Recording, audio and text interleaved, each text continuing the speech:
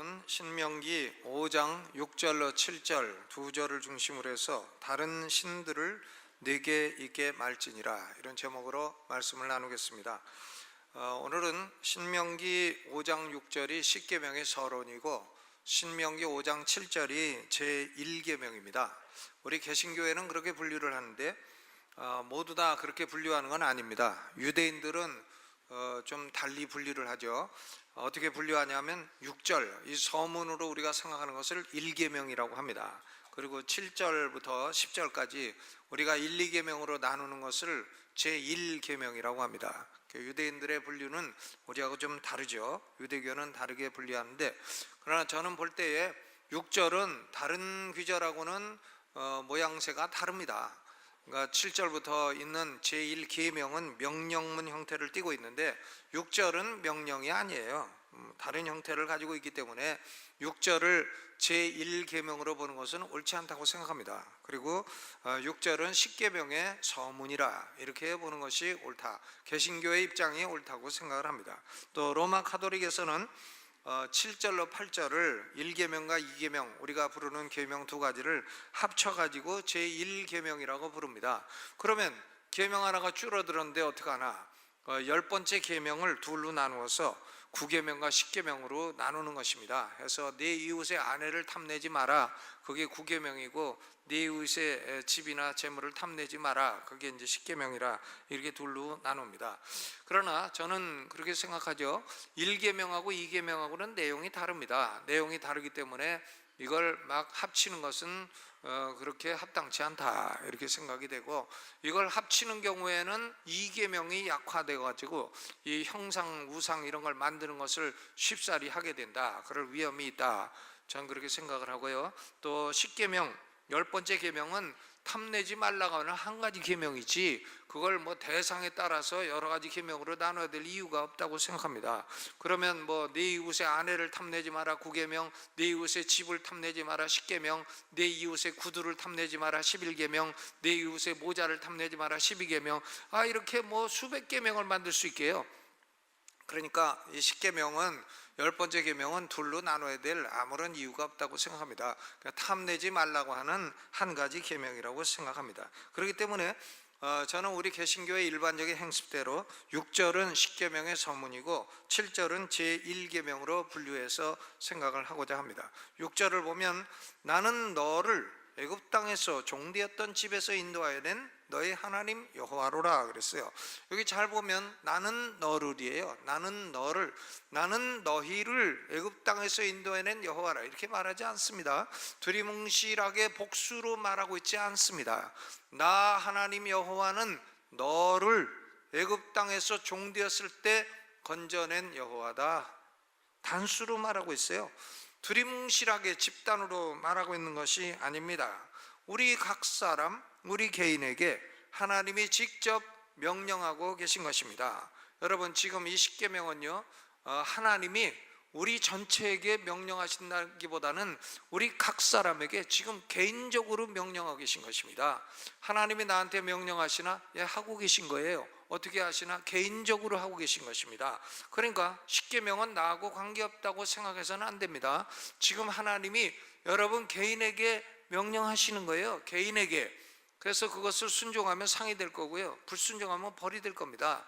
그러니까 그것은 알아서 하세요. 순종하든지 불순종하든지는 여러분 선택이고 그 결과도 여러분이 받으셔야 되는 것입니다. 하나님이 나 개인에게 지금 말씀하고 계시다, 그렇게 받아들여야 되는 것입니다. 그러면 먼저 6절의 십계명 서문의 의미는 뭔가?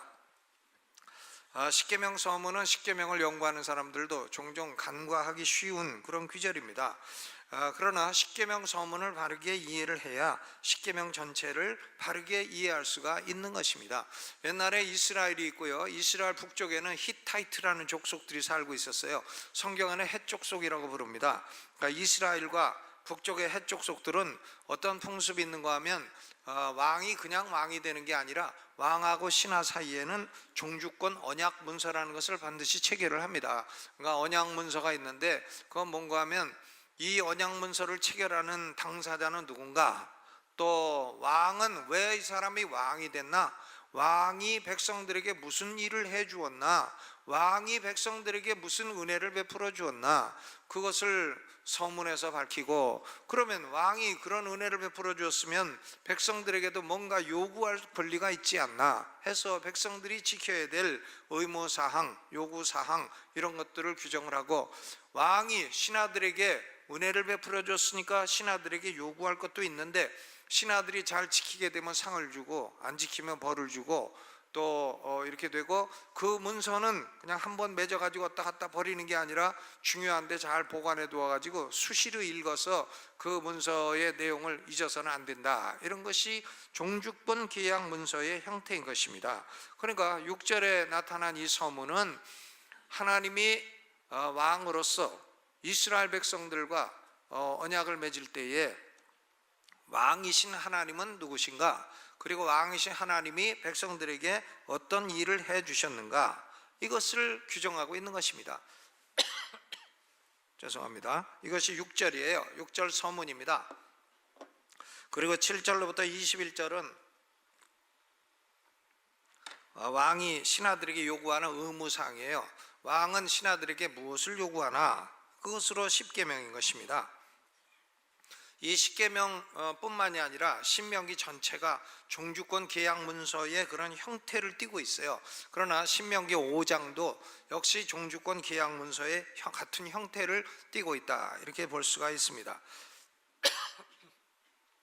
십계명 서문은 두 부분으로 나눌 수 있는데, 하나는 이 계약을 체결하는 왕은 누구신가, 이 왕이 어떤 분인가. 6절 후반에 보니까 나는 너의 하나님 여호와로라 그랬어요. 나는 너의 하나님 여호와로라, 이것은 히브리어로는 나는 너희 엘로힘 여호와니라 이렇게 되어 있습니다. 너희 엘로힘 여호와니라. 그러니까 하나님의 이름이 두 가지가 나오고 있어요. 하나는 엘로힘인데, 엘로힘은 옛날 족장들이 사용하던 하나님의 이름입니다. 그러니까 우리가 구약 성경 볼 때에도 하나님의 이름이 엘로힘으로 되어 있으면 이건 옛날 족장 시대, 아브라함 시대, 모세 시대 그때 나온 것이구나, 이렇게 알 수가 있습니다. 후대에 나온 이름들은 엘로힘이라는 이름을 많이 쓰지 않아요. 그러니까 엘로힘이라는 이름은 족장 시대의 하나님의 이름이고, 이것은 번역할 때에는 전능하신 하나님으로 번역이 됩니다. 천지를 창조하시고 창조하신 피조물들을 유지하시는 능력을 강조하는 이름이에요. 하나님은 어떤 분인가? 엘로힘, 전능하신 하나님이시다, 그런 말씀인 것입니다. 다니엘서 5장 23절에 바벨론의 마지막 왕의 이름이 벨사살입니다. 벨사살, 사살을 당했어요.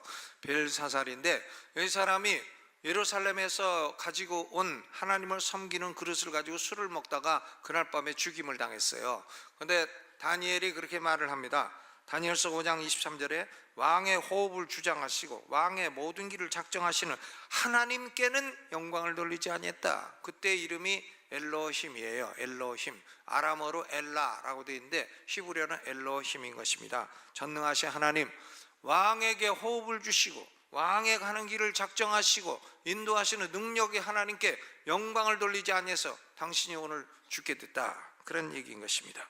그러면 하나님은 너의 전능하신 하나님 엘로힘이 여호와시다, 그죠? 여호와라는 이름은 정확한 발음을 잘 알 수 없는 하나님의 이름입니다. 그래서 어떤 사람은 야훼라고 부르고 어떤 사람은 여호와라고 부르고 영어로는 제호바라고 부르고 하는데, 대부분 히브리 학자들은 야훼가 아마도 정확한 발음일 것이다, 이렇게 생각을 합니다. 그러나 우리는 뭐 성경에 있는 대로 여호와라고 부르겠습니다. 어차피 정확한 발음 모르는데 주장해도 거기에 대해서 맞다고 말해줄 사람은 없기 때문이에요. 출애굽기 3장 14절에 이것은 하나님이 모세에게 계시 주신 이름입니다. 하나님의 개인적인 이름이에요. 퍼스널 네임, 하나님의 개인적인 이름이 뭐냐? 여호와입니다. 여러분에게 누가 당신이 섬기는 하나님의 이름이 뭐냐고 물으면 뭐라고 대답해요? 여호와라고 대답해야 돼요. 하나님의 개인적인 이름이 여호와인 것입니다. 여호와는 무슨 뜻인가 하면 I am that I am, 나는 스스로 있는 자니라. 히브리어로 이게 하야, 비동사에서 나온 거예요. I am이에요. I am, 나는 스스로 있는 존재니라, 이런 뜻인데 세 가지 의미가 있는 거죠. 하나님은 스스로 있기 때문에 시작이 없으시다. 하나님은 시작이 없으신 분이시다. No beginning. 그리고 하나님은 스스로 계시기 때문에 영원하시기 때문에 끝도 없으시다. No end. 그리고 하나님은 스스로 계시기 때문에 부족한 게 없으시다. All sufficient. 그러니까 no need. 하나님은 no ending, no end, no beginning, no need. 끝도 없고 시작도 없고 아무 부족한 것도 없으시다. 그런 하나님이 바로 여호와이시다. 그런 의미인 것입니다. 여러분, 엘로힘이시자 여호와이신 하나님이 하늘로부터 우리 개개인에게 직접적으로 명령하시는 것이 십계명이라고 하는 말씀인 것입니다. 십계명은 사람이 낸 명령이 아닌 것입니다. 보이지 아니하신 하나님이, 영원하신 하나님이, 여호와 하나님이, 엘로힘 하나님이 초제한적인 방법으로 우리 각 사람에게 주신 메시지예요. 각 사람에게 주신 명령인 것입니다. 그 하나님이 왜 직접 나타나서 음성으로 들려주시 그러냐? 이스라엘 백성들에게 하나님이 직접 나타나서 시내산에서 음성으로 들려주시니까 이스라엘 백성들이 무섭다고 겁난다고 모세 보고 당신이 듣고 우리한테 얘기해달라고 그래서 모세가 듣고 우리한테 전해준 거예요. 여러분, 그러니까 이 명령은 그냥 나하고는 상관없다 이렇게 생각하면 안 됩니다. 이것은 우리 개인에게 주시는 하나님의 명령이고, 그 명령을 주시는 하나님은 전능하신 하나님 엘로힘, 스스로 계시는 하나님 여호와이신 것입니다. 권위가 있는 명령이라 이런 말씀이에요. 그러면 두 번째로 이 서문에는 이 왕이 우리를 위해 무엇을 해주셨나? 왕의 은혜, 왕의 그레이스, 그레이스가 어떤 것인가 이걸 보여주고 있습니다. 6절 전반에 보니까 나는 너를 애굽 땅에서 종되었던 집에서 인도하여 낸 너의 엘로힘 하나님 여호와이라 그랬어요. 200만 인구가 애굽에서 종되었습니다. 벽돌이나 만들고 흙이나 나르고 채찍이나 맞고 노예 생활을 했어요. 바로 왕의 압제에 눌려 있었는데 그런 200만 이스라엘 백성을 하나님이, 엘로힘 하나님이, 능력의 하나님이 기사와 이적으로 10가지 재앙을 내려가지고는 노예에서 해방시키셨습니다. 홍해를 갈라가지고 애굽을 빠져나오게 하셨어요. 하나님의 이런 은혜가 없으면 하나님이 말씀하시는 거예요. 너는 지금도 애굽에서 노예 생활하고 있다. 너는 지금도 내가 내게 은혜를 안 베풀었으면 너 지금도 벽돌 날르는 신세다. 너 내가 은혜를 안 주었으면 너는 지금도 내 등허리에 채찍 자국이 있을 거다. 그런데 내가 해방될 소망도 없고 능력도 없는 너희를 200만이나 건져주지 않겠냐. 내가 그렇게 해주었는데 너희가 나한테 감사하는 게 마땅하고 내가 이렇게 해라고 명령하면 순종하는 게 마땅하지 아니하냐. 그런 말씀인 것입니다. 하나님은 먼저 구원을 해주시죠. 구원해 주신 데는 아무런 조건이 없어요. 야곱의 사기꾼 후손들 아닙니까? 사기꾼 후손, 내가 하나님이면 사기꾼 후손은 구원하지 않겠어요.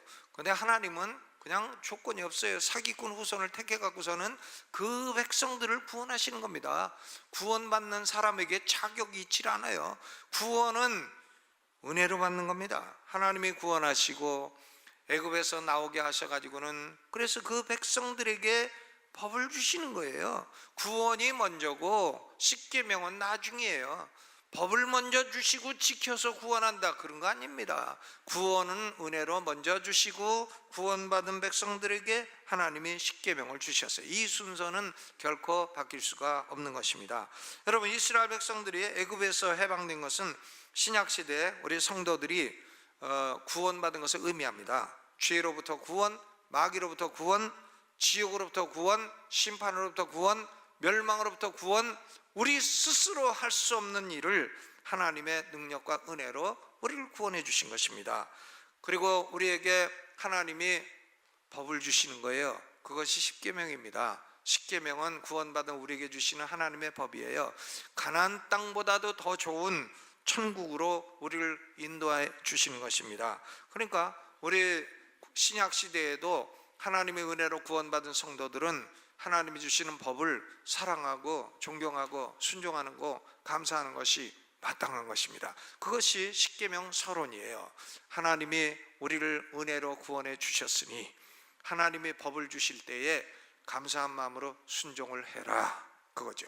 뭐 딴 사람 하라 이게 아니고 네가 해라, 그거예요. 개인적으로 해라, 그런 말씀인 것입니다. 그러면 두 번째로 제1계명 7절이 제1계명인데 제1계명의 내용은 무엇인가? 이 제1계명은 하나님이 당신의 백성들에게 제일 먼저 주신 계명이에요. 1등입니다. 그러니까 이게 제일 중요한 말씀이라는 것이죠. 제일 중요하니까 제1계명으로 주신 거 아니겠습니까? 왜냐하면 이스라엘 백성들이 들어가서 살아야 될 가나안 땅은 다른 신들을 섬기는 그런 족속들로 둘러싸여 있어요. 가나안 7족은 다 우상 숭배하는 족속이고 그 전후 좌우 뭐 동서남북 다 둘러봐도 다 우상 숭배하고 다른 신들을 섬기는 족속입니다. 그러니까 하나님이 제1계명 제일 중요한 계명으로 말씀을 하신 것입니다. 이 제1계명을 바르게 이해하기 위해서 네 가지 질문을 던지고 이 질문에 대한 답을 생각해 보고자 합니다. 첫째 질문은 나 외에는 위하는 신들을 네게 있게 말지니라. 그런데 영어로는 이렇게 됩니다. You shall have no other gods before me. 너는 내 앞에 다른 신들을 가지지 말지니라, 그런 거예요.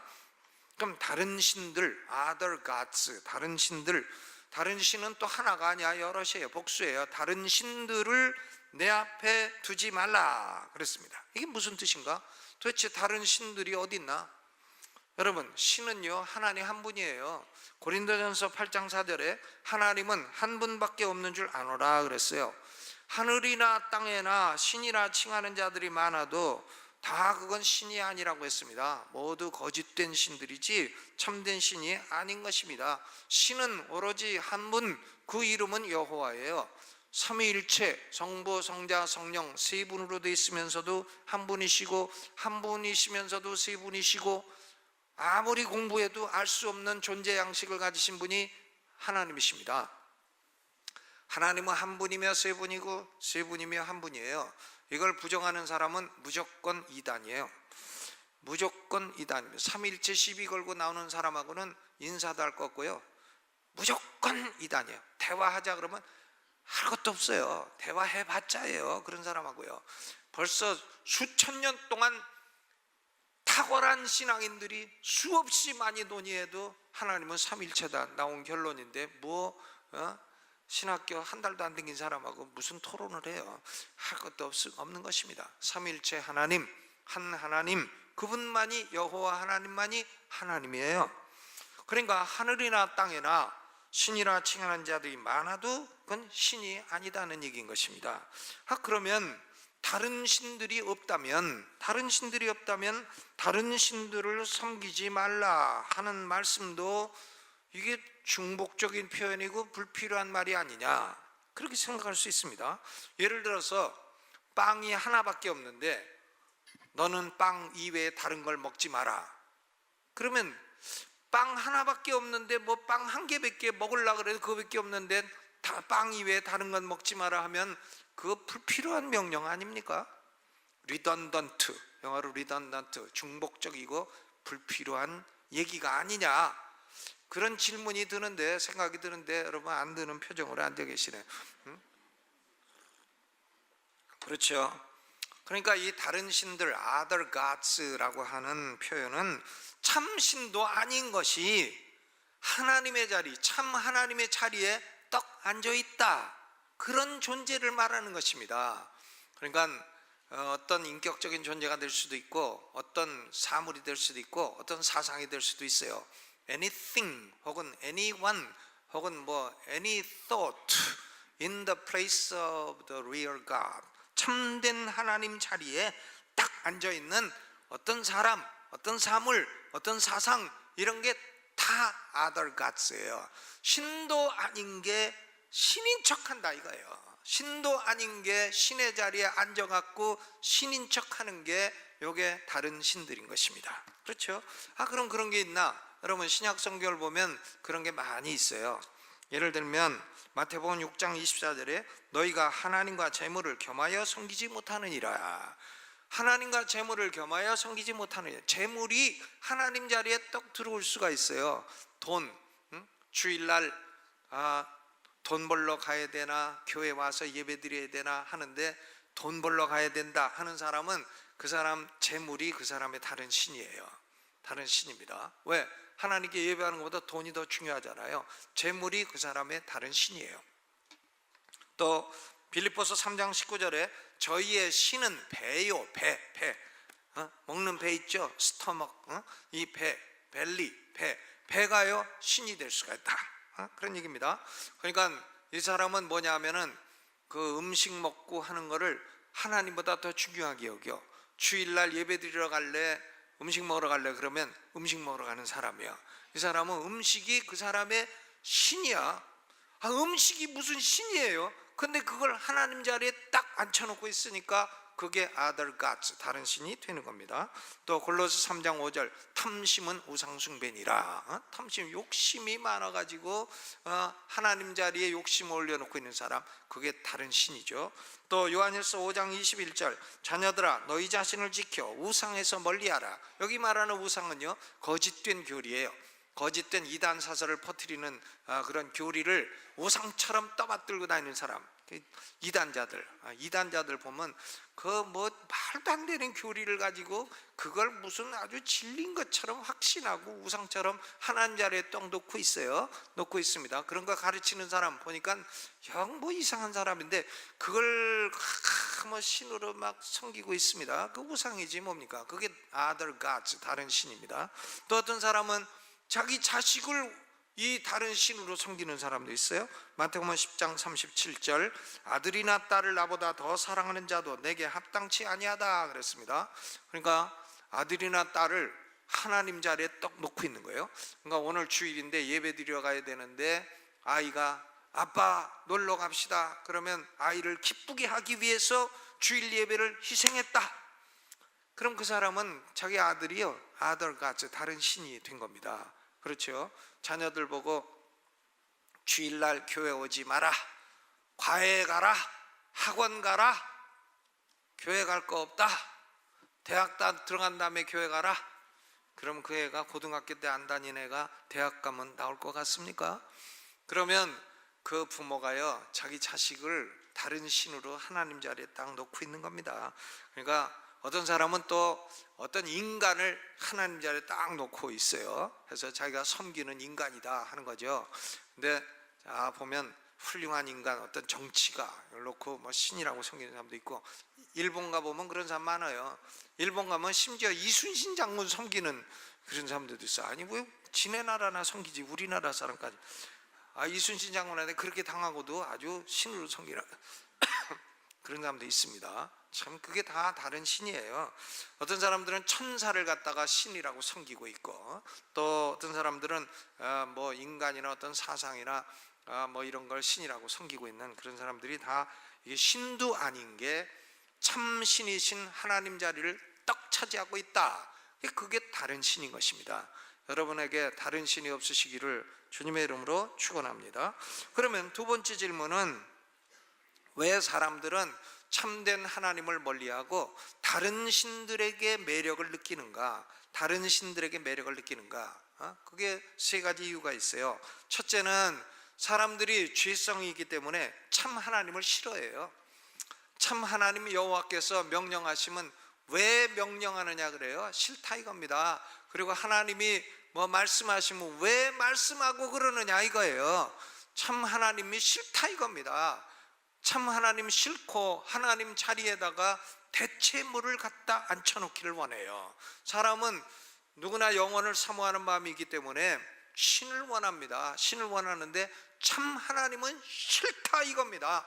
여호와 하나님은 싫다 이거예요. 왜 싫어하냐 그러면 그냥 싫다 이겁니다. 그게 바로 죄성이죠. 아담 이후로 인간의 죄성은 참 하나님을 싫어해요. 그리고 하나님 자리에다가 대체물, 얼터너티브, 대체물을 갖다 놔요. 하나님을 믿으려면 주먹을 믿겠다. 하나님을 믿으려면 내 지갑을 믿겠다. 하나님을 믿으려면 내 장남을 믿겠다. 이제 이런 게 다 대체물이에요. 얼터너티브. 하나님을 싫어하기 때문에 대체물을 원하는 겁니다. 또 두 번째 이유는요, 신이 여럿 있으면 안 되냐 이거죠. 신이 여럿 있으면 안 되냐. 하나님이 여호와가 하나님이면 하나님을 섬기고 또 뭐 바알과 아세라는 비도 주고 풍요도 준다고 하니까 뭐 바알과 아세라도 섬기고 그 하나님은 왜 마음 좁게 꼭 당신만 섬기라고 하냐? 다른 존재도 좀 섬기도록 두루두루 자유도 주시지. 이스라엘 백성들, 특별히 사마리아 사람들은 이게 특징이죠. 싱크레티즘, 종교 혼합주의. 하나님 여호와도 섬기고 바알과 아세라도 섬기고 다 신이다 이거예요. 다 신은 두루두루 섬기고 하면 금상첨화, 금상첨화에다가 양수겹장, 이런 거 아니냐. 그러니까 참 하나님에다가 다른 신을 첨가하는 거예요. 어디션, 첨가하길 좋아해요. 그렇죠. 그러니까 오늘은 교회 오고 내일은 절에 가고 모레는 또 점치러 가고 또 그 다음 날은 또 유교 뭐 성균관 가고 어느 구름에 비들었는지 알게 뭐냐 이거예요. 여당에도 돈 주고 야당에도 돈 주고 여당에도 보험 들고 야당에도 보험 들고 누가 대통령 될지 알게 뭐냐. 이제 이런 식이죠. 이런 식 해서 신을 여러 두고 여럿 있으면 더 좋지 않나 이런 생각인 것입니다. 이게 이스라엘 백성, 특별히 사마리아 사람들의 두드러진 죄성이었어요. 그리고 세 번째 이유는 참된 신에게서 마음에 들지 않는 면을 변형시켜, 신을 변형시켜 가지고 자기 마음에 드는 참된 신을 만들고자 해요. 얼터레이션.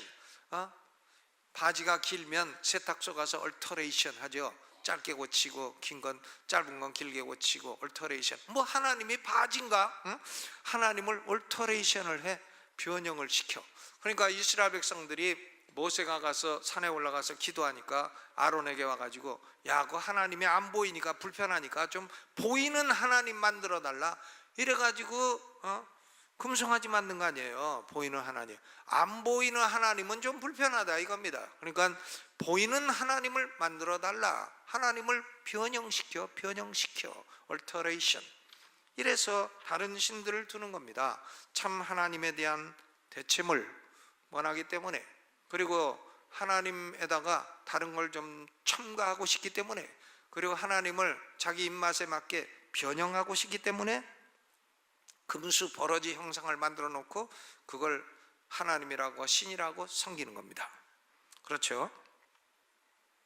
그러면 세 번째 질문은 왜 하나님은 다른 신들을 두지 말라고 하시는가? 하나님이 그렇게 마음이 좁으신가? 좀 자기도 하나님이면 다른 신들도 좀 섬기라고 하고 좀 두루두루 내가 참 하나님인데 뭐 신도 아닌 것들 좀 섬긴다고 큰일 날 거 있냐? 그 섬겨라. 괜찮다. 그렇게 좀 해주시지. 하나님의 마음이 좁고 질투심이 많아가지고 그러신가? 이제 그런 질문이 나올 수 있어요. 여기에 다른 신들을 하나님 앞에 두는 것은, 하나님 앞에, 내 앞에라는 말은 그냥 단순히 위치적으로 in front of me 이런 게 아닙니다. 이게 무슨 뜻인가 하면 내 얼굴 앞에 그런 뜻이에요. in my face, in front of my face예요. 내 얼굴 앞에 다른 신을 두지 마라. 신들을 두지 마라. 하나님 얼굴 앞에 다른 신들을 두지 마라는 거예요. 여러분, 아내가 바람을 피는데 밖에 나가서 몰래 바람을 피고 안 걸리면 남편이 모르니까 질투도 안 해요. 그래서 죽을 때까지 자기 아내는 아주 조숙한 여인인 줄 알고 살아. 그러다가 죽어. 그러니까 10계명 말고 11계명이라는 게 있죠. 걸리지 말라. 걸리지 말라. 12계명도 있습니다. 12계명 아십니까?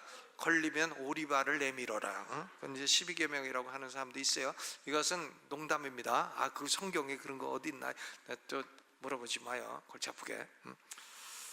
여러분, 그러면 보세요. 근데 아내가 밖에 나가서 바람을 피고 안 걸린다. 그건 좋아요. 남편이 모르니까 남편 승질낼 것도 없어요. 그런데 아내가 바로 남편 얼굴 앞에서 외간 남자와 바람을 피고 있다. 그런데도 남편이 희죽희죽 웃고 그러겠습니까? 그런데 가만히 있는 남편은 그건 그 아내를 사랑하지 않는 남편일 겁니다. 그렇죠? 그 남편은 자기 얼굴 앞에서 아내가 바람 피는데 그냥 놔두는 사람은 그건 자기도 딴 데 가서 똑같은 짓 하는 사람 이미 100% 맞는 거죠. 그렇죠? 여러분, 아내가 자기 남편 앞에서, 남편 얼굴 앞에서 바람을 피고 한다 하면은 남편은 진노하는 게 맞습니다.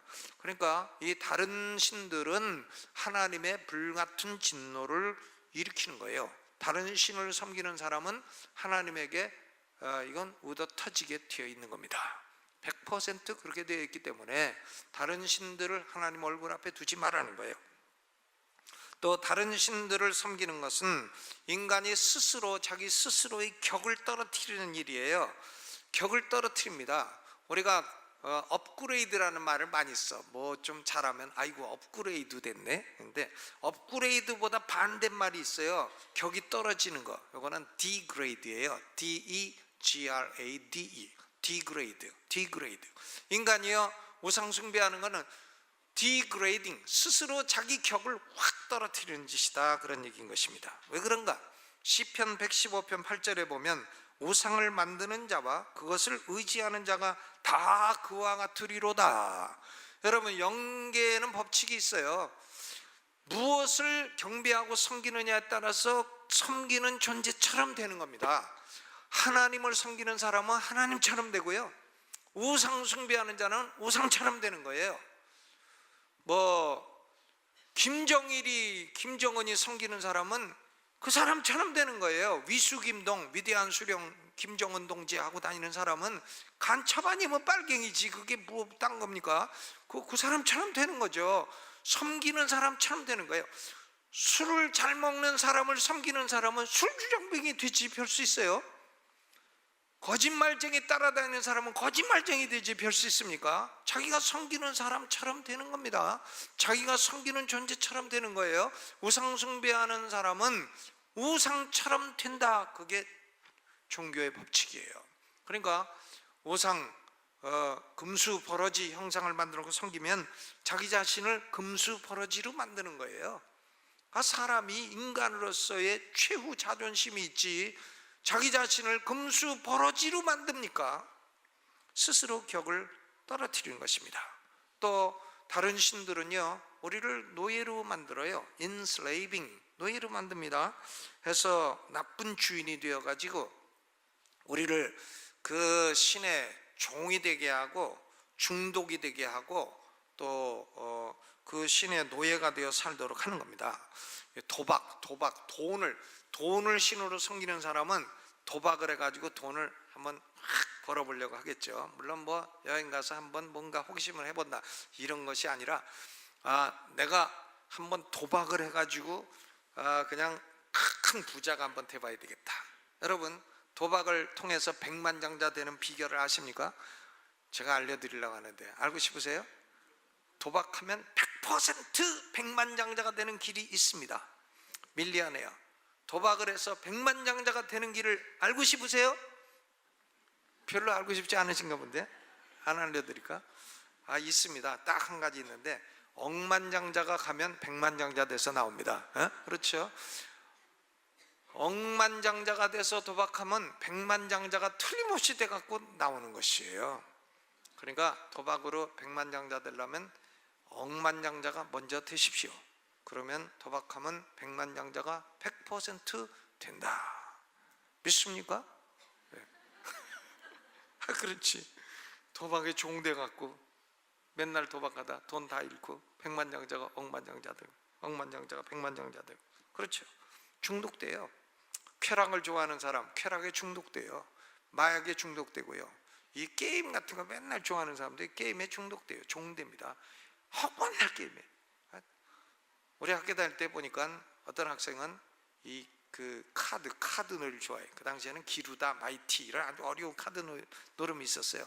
그걸 그냥 밤새 담배 피고 하다가 며칠 하다가 죽었어. 야, 그렇죠. 이게 중독성이 있습니다. 그러니까 이 다른 신들은 중독성이 있어갖고 결국 우리를 죽이고 멸망시켜요. 그러니까 다른 신들을 네게 있게 말지니라 하는 명령은요, 하나님이 인간을 망하게 하려고 하는 게 아니고 하나님이 마음이 좁아서 그런 게 아니고 결국 다른 신들은 하나님의 진노를 초래하고 우리를 격을 떨어뜨리고 우리를 중독되고 노예를 만들고 이렇게 되니까 두지 말라는 겁니다. 하나님이 우리를 사랑하시고 축복을 주시기 위해서 하시는 말씀인 것입니다. 그럼 네 번째 질문은 하나님만을 나의 하나님으로 섬긴다. 이건 무슨 의미인가? 웨스트민스터 대요리 문답 100사항을 보게 되면 답은 이렇게 돼 있어요.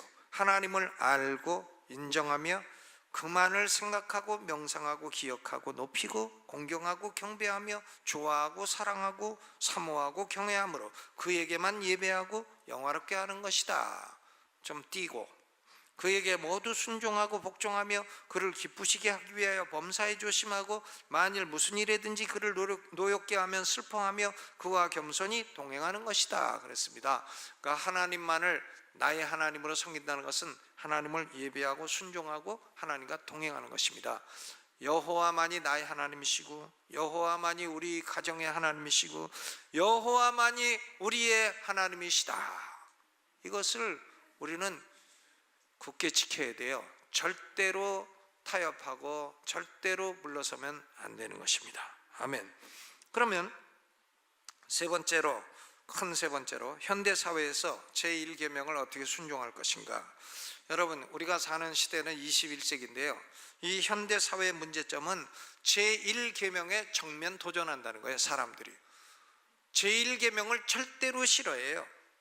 제1계명은 다른 말로 하면 참되신 하나님 여호와를 섬기지 않는 다른 모든 종교들은 우상숭배라고 말하는 겁니다.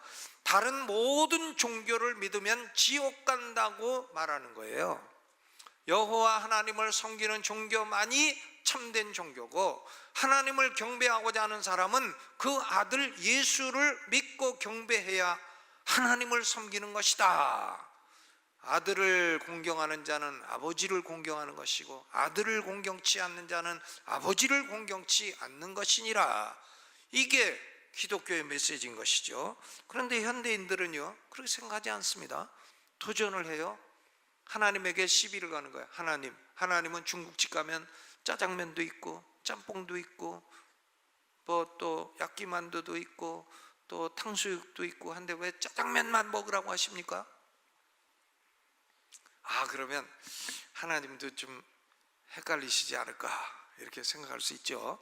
근데 현대인들은 종교란 짜장면, 짬뽕, 야끼만두 같은 것이니까 자기 먹고 싶은 대로 골라서 먹고 그러면 되는 것이지 왜 하나님 여호와만을 꼭 섬겨야 된다고 고집을 하느냐 이렇게 생각해요. 이게 포스트 모더니즘입니다.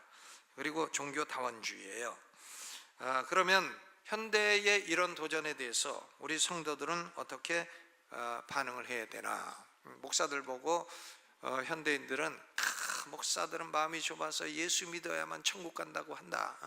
그러니까 목사들은 마음이 좁고 편협한 사람들이다. 이렇게 해서 목사의 미움자도 보기 싫다, 듣기 싫다, 이런 사람들이 있어요. 그러면 여러분, 우리 성도들은 이런 현대인들의 도전에 대해서 얘기를 해야 되죠. 그러면 당신은 그런 비유를 드는데 중국집 가서 짜장면에는 독이 없고 다른 데 다 독이 있으면 그러면 짜장면 먹으라고 합니까? 다른 것도 먹어도 된다고 합니까? 어떻게 얘기해야 돼요?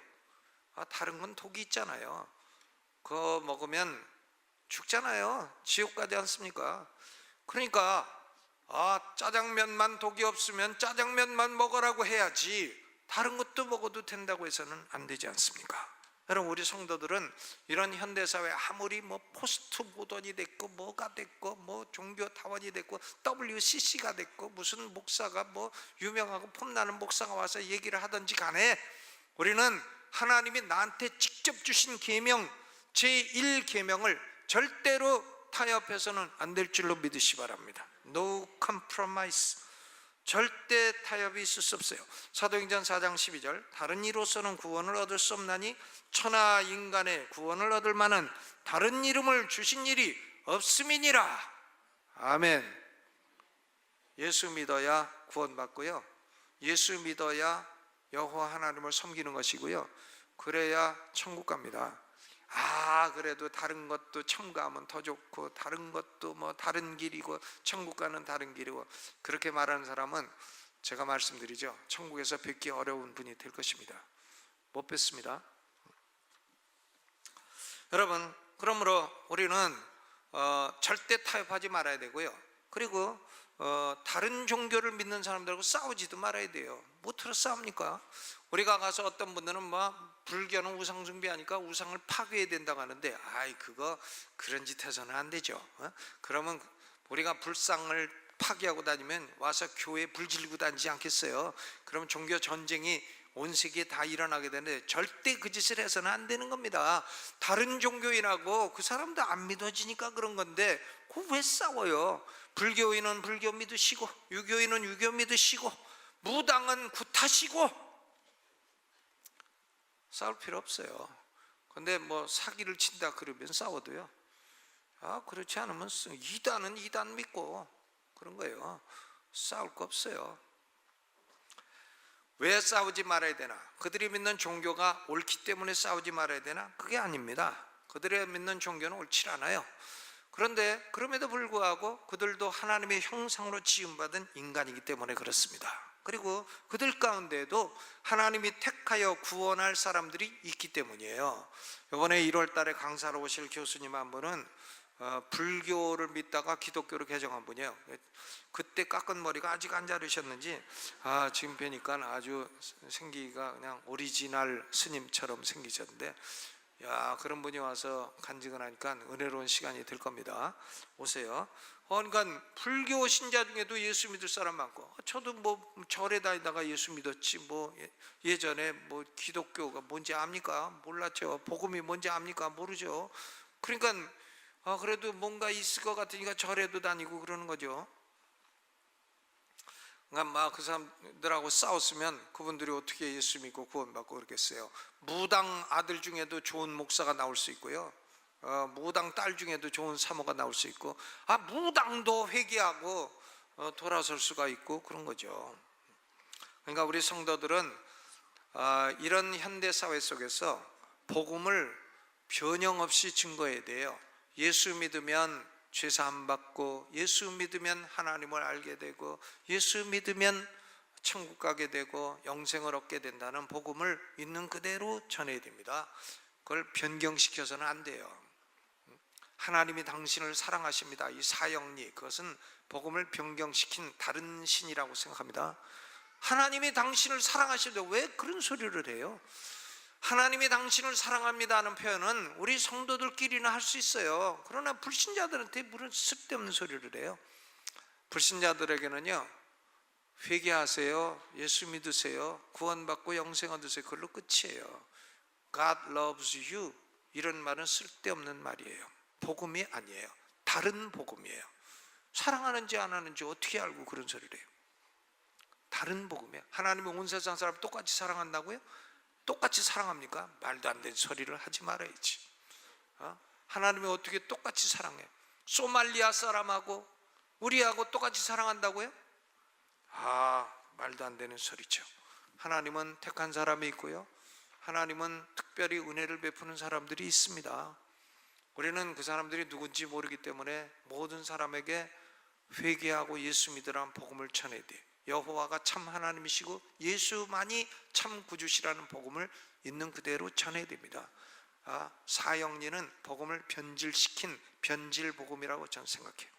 여러분, 결론을 내립니다. 오늘 제1계명을 들으면서 이것이 하나님이 나한테 주신 명령이다. 나는 내 마음속에 하나님 자리에, 하나님이 계셔야 될 자리에 뭔가 다른 걸 앉혀놓고 있지 않는가, 이것을 생각해 보는 시간이 되시 바랍니다. 그리고 오로지 하나님만을 예배하고 순종하고 하나님과 동행하는 성도들 되시기를 주님의 이름으로 축원합니다.